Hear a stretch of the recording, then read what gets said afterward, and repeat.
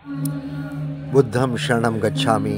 मैं नरेंद्र वर्मा आपका भक्ति स्टोरी ब्लॉग में एक बार से फिर स्वागत अभिनंदन करता हूँ। बुद्ध ने अपने शिष्य को समझाया, क्रोध की वजह से रिश्ते बने बनाए बिगड़ सकते हैं। रोज ध्यान से काबू करें गुस्से को। आइए पूरी कथा सुनाते हैं। प्लीज़ ब्लॉग को अधिक से अधिक लाइक करें, सब्सक्राइब करें, शेयर करें, बेल आइकॉन को प्रेस करें। और अगर आपको कमेंट्स बॉक्स में कोई भी समस्या है तो आप मेरे को लिख सकते हैं, मैं उसको दूर अवश्य करूँगा। क्रोध एक ऐसी बुरी आदत है जिसकी वजह से बड़ी बड़ी परेशानियां खड़ी हो सकती हैं।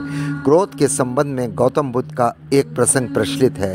इस प्रसंग में क्रोध के नुकसान बताए गए हैं। प्रसंग के अनुसार एक दिन गौतम बुद्ध अपने शिष्यों के साथ बैठे हुए थे। बुद्ध एकदम शांत थे। उन्हें इस प्रकार देखकर उनके शिष्य बहुत चिंतित हुए। शिष्यों ने सोचा कि शायद तथागत बुद्ध जी का स्वास्थ्य ठीक नहीं है। तभी एक शिष्य ने उनसे पूछा कि आप मौन क्यों हैं? क्या हमसे कोई गलती हो गई है? एक अन्य शिष्य ने पूछा कि आप क्या अस्वस्थ हैं? शिष्य की बात सुनने के बाद बुद्ध फिर भी चुप ही बैठे रहे। तभी कुछ दूर खड़ा होकर एक शिष्य ने जोर से चिल्लाया कि आज मुझे सभा में बैठने की अनुमति क्यों नहीं दी गई है?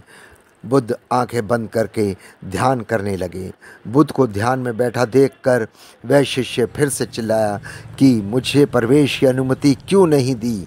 तभी बुद्ध के सामने बैठे एक शिष्य ने गौतम बुद्ध से कहा कि कृपा करके उसे भी सभा में आने दे महाराज। बुद्ध ने आंखें खोली और बोले कि नहीं, वह अछूत है, उसे आज्ञा नहीं दी जा सकती। यह सुनकर शिष्य को बड़ा आश्चर्य हुआ। कई शिष्य बोले कि हमारे धर्म में तो कोई जात पात का भेद है ही नहीं, फिर वह अछूत कैसे हो गया?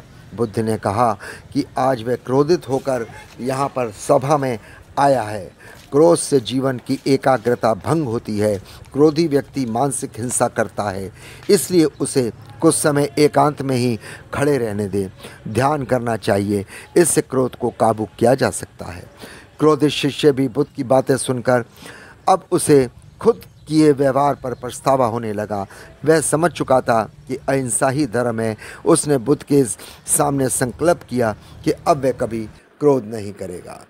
इसके बाद उसने क्रोध को छोड़ दिया और उस शिष्य का जीवन सुखी रहने लगा। आशा करता हूँ आपको ये ब्लॉग पसंद आया होगा। प्लीज़ ब्लॉग को अधिक से अधिक लाइक करें, सब्सक्राइब करें, जिससे मेरे उत्साह बढ़े।